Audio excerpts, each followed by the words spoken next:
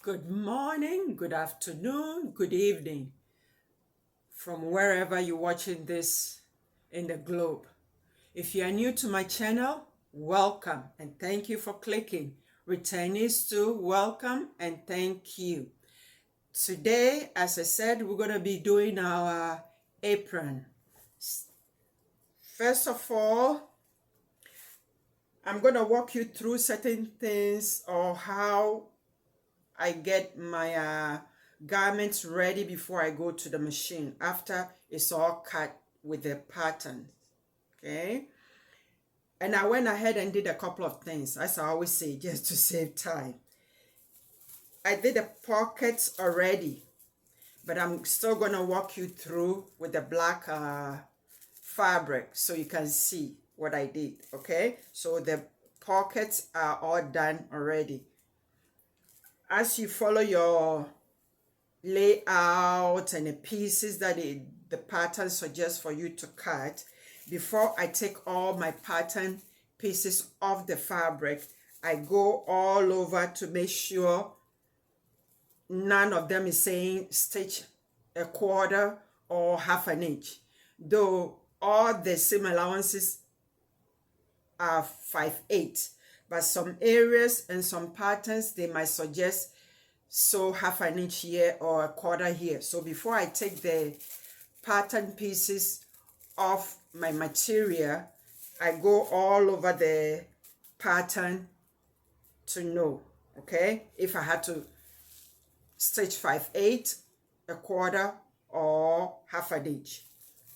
Now, after I take off all my pattern pieces, I don't fold it and put it in the envelope yet. I leave them out just in case I'm not sure of something or something doesn't add up.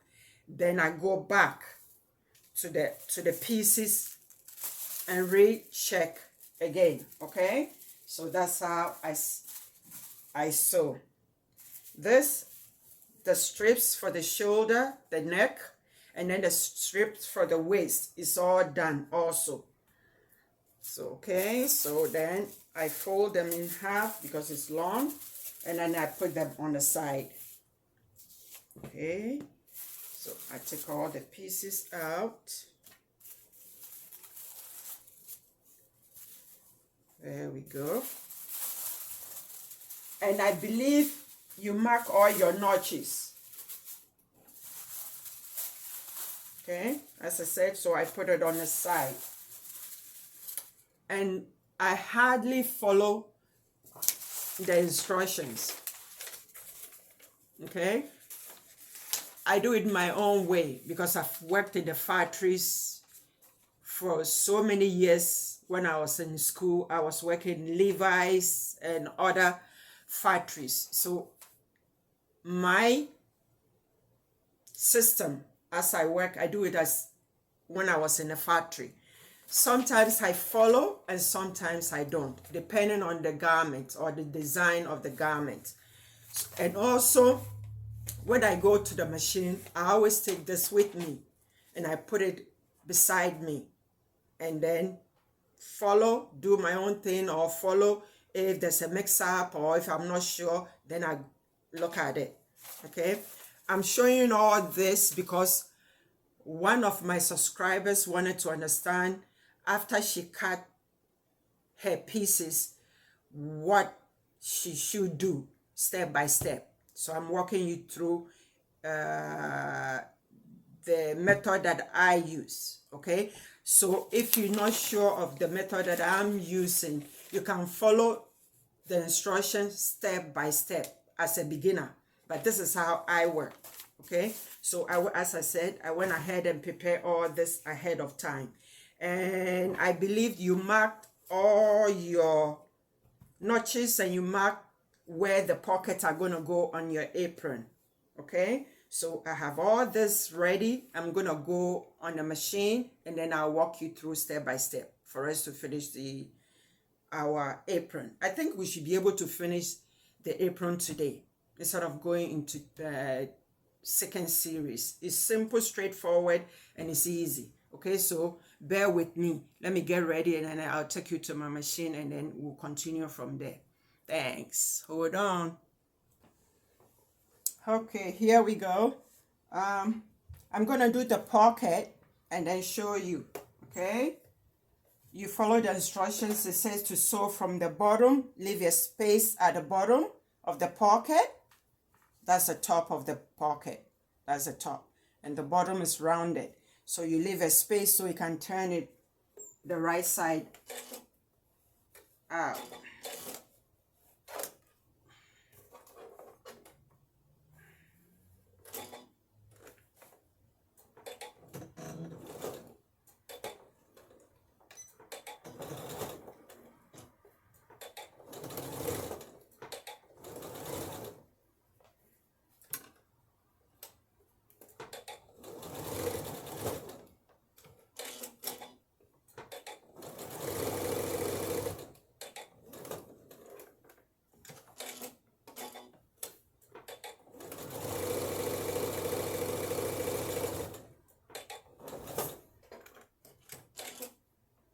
Don't forget to backstitch and leave about an inch and a half on stitch so you can turn the right side out.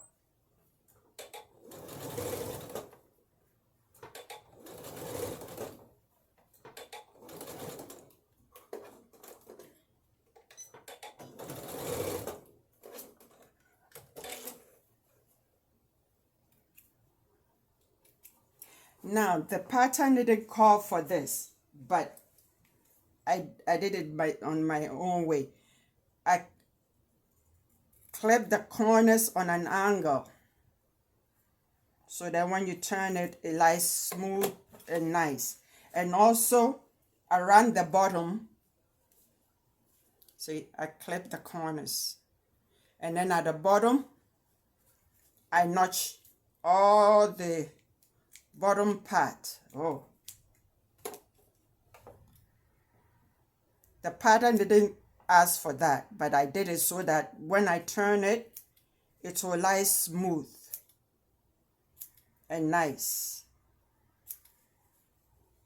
Sometimes you have to make decisions based on your experience, knowing what will work good, even if the pattern doesn't call for it. Okay, so I notch the corners.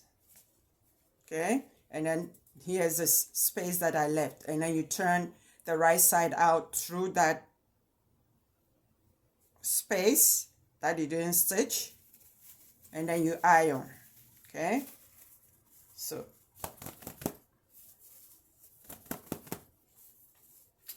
I have a turner, but I don't have it beside the machine, so I'll use my my scissors. I have to be careful when you use the scissors. Okay, so this is it. Okay, and then you iron. And on the apron, I pin the pocket. I pin all my pocket to the apron. So now I'm gonna stitch it.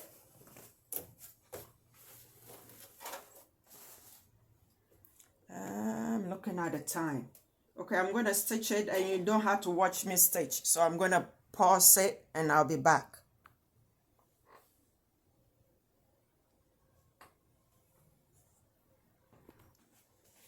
Hello there, I'm back.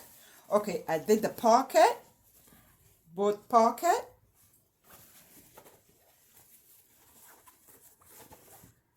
And then I did the side. I hem it up, fold, and underfold, and stitch it, and what do you call it? I iron it.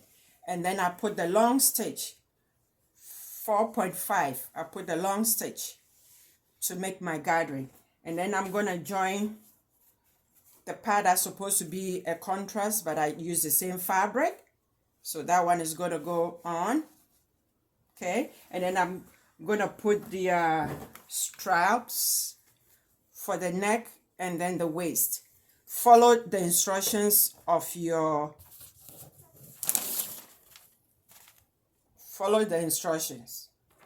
the sheet, okay? Because I'm going to get off again and then I'll be back. And then do the bottom part too also, okay? The bottom part of the, what do you call it? Oh, the word isn't coming. The piece that goes at the bottom. The binding that goes at the bottom. And do that too. And then I'll be back and show you how far I have been, okay? Thanks. Bye-bye. Hi there. I'm back. The band for the bottom of the apron, please mark 5/8 at the point. Okay? And then pin it to the bottom of the apron. And pin it to the bottom of the apron and stitch. I've changed mine a little bit, so please follow the instructions, okay? Mine, I did it in such a way that I have both wrong side all facing to the wrong side, okay? It's going to be hard for me to walk you through that because it's you understand what I'm doing. So follow the instructions. Do all the straps of the top for the neck, and then the side straps for the waist, and then join the bottom band. But as I said,